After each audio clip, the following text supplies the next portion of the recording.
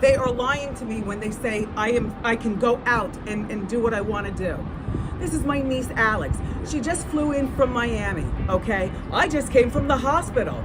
So we are going out to celebrate. For years, Wendy Williams was the woman behind the microphone who could expose anyone with a few sentences. Now, the spotlight has turned completely toward her. Behind closed doors, her freedom, her voice, and even her ability to speak publicly have become the center of a growing storm. Then, this month, Wendy appeared outside and delivered a few chilling words that sent shockwaves through those watching. And what happened next made her situation look far darker than anyone expected. The 3 words she said this month. Let us start with what happened only days ago, because if you have not seen this clip yet, it says everything about how strange this entire situation has become. On August 19th, Wendy Williams was spotted walking a New York City street for the first time in roughly 6 months. Photographers caught her carrying shopping bags, moving slower and quieter than the woman millions of us once watched dominate daytime television for over a decade. When a photographer asked what she wanted her fans to know about everything she has been going through, she did not give a speech. She gave 3 words: I want out. Anyone who has ever sat across from an aging parent or grandparent in a care facility and heard them say something that plain and that desperate already knows exactly how much weight those 3 words carry. It is not a headline written by a publicist. It is a person telling the truth in the fewest words she apparently has the strength left to use. There is a second detail from this same week that makes the moment even harder to shake off. Just 2 days before that sighting, radio hosts Charlemagne Thagard and Lorraine LaRosa revealed on their own podcast that they had shared a private dinner with Wendy, during which she confessed something startling. She told them she sometimes wonders if everything happening to her right now is God getting her back for years of blunt, sometimes brutal commentary about other people's private lives. A woman who spent decades being paid to expose celebrities is now privately wondering whether her own exposure is some form of payback. That is not the voice of someone who has lost her grip on reality. That is the voice of someone still sharp enough to feel guilt, still aware enough to reflect on her own legacy, and still fully conscious of exactly what has been taken away from her. 3 words on a sidewalk and 1 private confession over dinner are not enough on their own to explain how a woman this famous ended up locked behind a floor she cannot leave without an escort. To understand how she got here, we have to go back to the very beginning of the fall, long before anyone ever used the word guardian in the same sentence as her name. The queen who vanished from her own kingdom. Wendy Joan Williams was born on July 18, 1964, in Asbury Park, New Jersey. And by the time she reached Northeastern University in Boston, she had already found her calling sitting behind a college radio microphone. Then, quietly at first, everything began to unravel. Health struggles pulled her away from her own show during the 2021 season, and by 2022, the show she had built from nothing was officially finished, with another host stepping into her time slot. Around that same period, her bank made a claim that would reshape the rest of her life. Wells Fargo told a court it believed Wendy was an incapacitated person who may have been the victim of undue influence and financial exploitation by people close to her. That single claim froze her accounts and set off a legal process most fans never saw coming. By May of 2022, a court had placed her under a formal guardianship, handing legal control over her money and her personal decisions to an attorney named Sabrina Morrissey. What should unsettle you most is what came right after that ruling. That October, her own publicist told the press Wendy had left a wellness facility feeling better than ever and was excited about everything ahead of her. That calm did not last. Less than 2 years later, a single press release would force the entire country to learn a word most fans hoped they would never have to associate with Wendy Williams at all. The diagnosis that rewrote her story. In February of 2024, Wendy's care team released a statement they said was meant to correct inaccurate and hurtful rumors circulating about her health. What they revealed instead confirmed the exact fear fans had been quietly carrying for years. Wendy had been diagnosed with primary progressive aphasia and frontotemporal dementia, the very same condition the public had already learned about through actor Bruce Willis. For a woman whose entire career depended on quick wit and sharp language, a diagnosis that slowly steals both of those things felt almost cruel in how specific it was. Days later, Lifetime released a documentary called Where is Wendy Williams? Footage that had actually been filmed years earlier, between August of 2022 and April of 2023, before production stopped completely because her declining health made continuing impossible. Her own guardian tried to block that documentary from ever airing, arguing in court that Wendy never had the mental capacity to consent to being filmed in the first place. A judge disagreed, ruling that blocking the broadcast would violate the network's right to free speech, and the documentary aired anyway, becoming one of the network's biggest non-fiction premieres in years. What the documentary actually showed is the part that rarely gets discussed enough. Wendy herself admitted on camera to a deep struggle with alcohol, openly confessing at one point how much she loved vodka. A moment that felt less like gossip and more like watching someone document their own unraveling in real time, fully aware the cameras were rolling. Her son, Kevin Hunter Jr., appeared in that same footage defending himself against accusations that he had taken advantage of his mother financially. He explained that Wendy herself had made him her power of attorney years earlier, back when the family first noticed banks accusing them of things that simply were not true. That documentary should have been the final chapter the public ever needed to see. Instead, it became the spark that lit a family war nobody could contain, one that would eventually pull in a niece accused of kidnapping and a mother reduced to begging strangers on the street for help. The family that split in two. By January of 2025, Wendy found a way to speak directly to her fans again, calling into The Breakfast Club for an interview that stunned longtime listeners. She described her daily reality in blunt terms, admitting she kept her door closed most days, watched her life pass by through a single window, and claimed she had only $15 to her own name. Anyone who has ever felt their independence quietly managed by someone else, even someone acting with good intentions, understands exactly how suffocating that kind of powerlessness can feel from the inside. Her niece, journalist Alex Finney, joined that same call and insisted her aunt sounded completely lucid, nothing at all like someone incapable of making her own decisions. 2 months after that call, the situation turned physical and genuinely frightening. On March 10th of 2025, Wendy tossed a handwritten note down from her 5th-floor window to a photographer standing outside her facility. The note read simply, "Help, Wendy." Police performed a wellness check, and she was taken by ambulance to a hospital for an independent evaluation. Just days later, her niece Alex took her out for an Italian dinner in Manhattan, and the facility responded by calling the police, accusing Finney of unlawfully removing her aunt from the building without authorization. Both women publicly called the accusation absurd, but the damage to an already fractured family had already been done in front of cameras.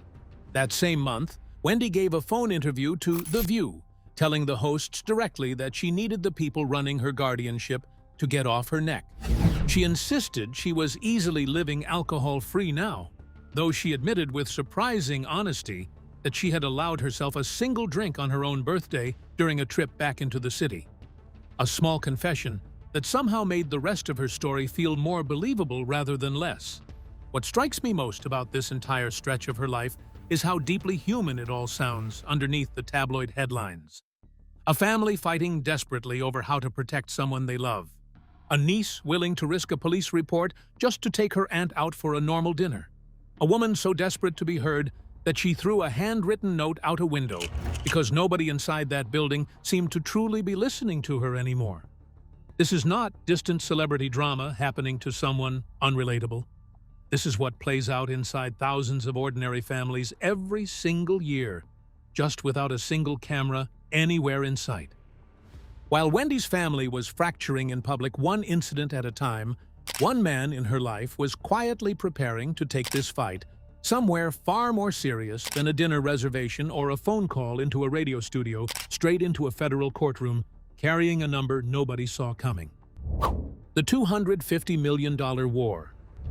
In June of 2025, Wendy's ex-husband Kevin Hunter filed a federal lawsuit seeking $250 million, naming 48 separate defendants, including guardian Sabrina Morrissey, the presiding judge, and Wells Fargo itself.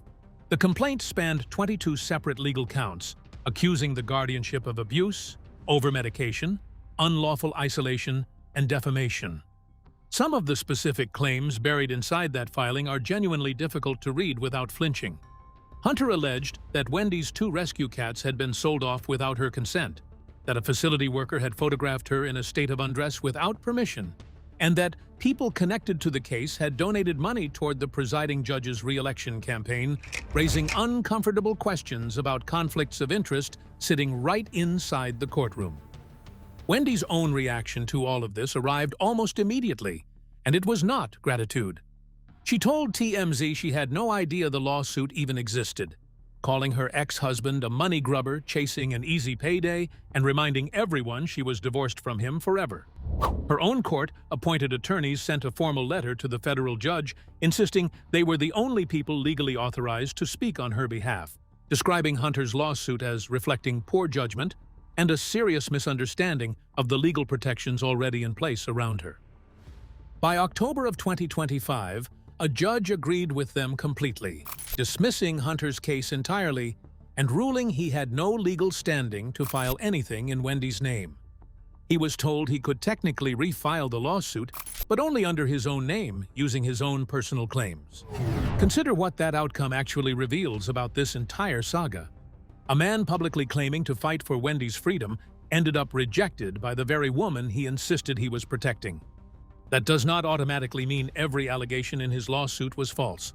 It means that even people who insist they are acting purely out of love can end up causing far more damage than good once nobody left in the story fully trusts anyone else around them anymore.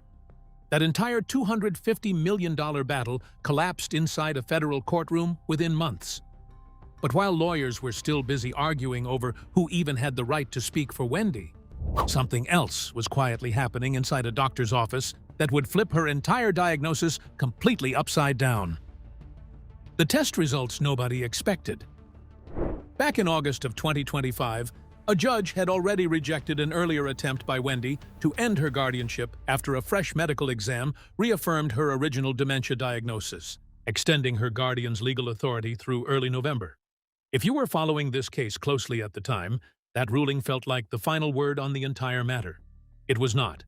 Just weeks later, a neurologist completed an entirely new round of testing and delivered results to Wendy's legal team that directly contradicted everything the earlier evaluation had claimed. This new evaluation found no evidence of frontotemporal dementia at all. Reports from that period noted she had reportedly stayed sober for more than 3 years by that point, a detail that matters more than it might first appear, because alcohol-related cognitive decline can sometimes improve dramatically with sustained sobriety in ways that true progressive dementia almost never does. Her attorney, Joe Tacopina, immediately began preparing to demand a jury trial if the guardianship was not lifted following these new findings. You might assume a result like that would have opened the door to her freedom right away. It did not. By April of 2026, coverage described her guardianship taking what reporters called a permanent turn, with her world narrowing further rather than opening up. The following February, her father, Thomas Williams, passed away at 94 years old, and the news was shared publicly by her niece rather than by Wendy herself. A small but telling detail about how much control over her own story still rests in other people's hands even now. Then, in June of 2026, Wendy gave her most detailed interview yet, speaking directly to the New York Post from inside her facility. She described living on a locked floor, eating most meals alone inside her room, being accompanied everywhere by security, and paying as much as $25,000 every single month for a place she had once bluntly described as a dump. Her attorney offered a new explanation for her condition during this same period, describing it as alcohol-induced dementia rather than the progressive kind, a distinction that carries real legal weight because one condition is expected to worsen steadily over time, while the other typically does not. Just 1 month later, in July of 2026, her guardian quietly settled the long-running lawsuit against the network behind her documentary. Court filings revealed the network had earned millions of dollars from that single project, while Wendy herself had reportedly received only $82,000 total. Both sides agreed to keep the actual settlement amount sealed from public view, citing concerns about people trying to exploit her remaining estate for financial gain. Notice what that number actually represents once the math gets laid out plainly.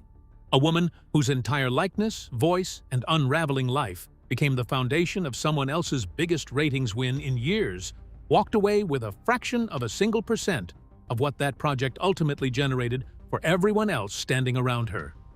Ask yourself honestly what that entire timeline actually tells you. A negative test result should have marked the beginning of her freedom. Instead, it became the beginning of a financial settlement the public will most likely never be allowed to see in full. All of that brings us right back to where this story began. A woman standing on a New York City sidewalk earlier this month, saying 3 simple words that suddenly carry a lot more weight once you understand everything she has survived just to get there. What happens now? Every single thread from this story remains open right now, today, while you are watching this. Her guardianship has not ended. Her medical picture has been reaffirmed once, reversed once, and never fully resolved inside an open courtroom where the public could actually examine the evidence for themselves. The lawsuit over her documentary closed quietly behind sealed paperwork, but the guardianship fight that produced it in the first place never did. Her situation has grown into something far bigger than ordinary celebrity gossip at this point. People researching elder guardianship abuse now mention her name in the same breath as Britney Spears, because both stories force the exact same uncomfortable question into the open. At what point does protecting someone stop being protection and quietly become something else entirely? Families watching an aging parent lose control over a bank account, a doctor's appointment schedule, or even their own front door will likely feel this particular story sitting far closer to home than a typical celebrity headline ever should, because underneath the fame, it is still a story about someone losing the basic right to decide things for themselves. Think back to that quiet confession she made over dinner with Charlemagne and Loren. The idea that maybe everything happening to her right now is some form of payback for a career built on exposing other people's business. There is something almost unbearable about a woman that sharp, still searching for a reason, any reason at all, that any of this could actually make sense. The most famous voice in celebrity gossip for 2 full decades has spent the last several years completely unable to control a single headline written about her own life. Somewhere inside a sealed New York courtroom right now, a decision is quietly being prepared that will finally determine whether Wendy Williams gets her own voice back or remains under the exact same kind of control that has defined the last 4 years of her life. Nobody outside that courtroom knows which way this is going to go, and the woman it affects the most may end up being the very last person anyone actually thinks to ask. Tell us in the comments which part of Wendy's story hit you the hardest, and whether you think she deserves her freedom back. We are reading every single response.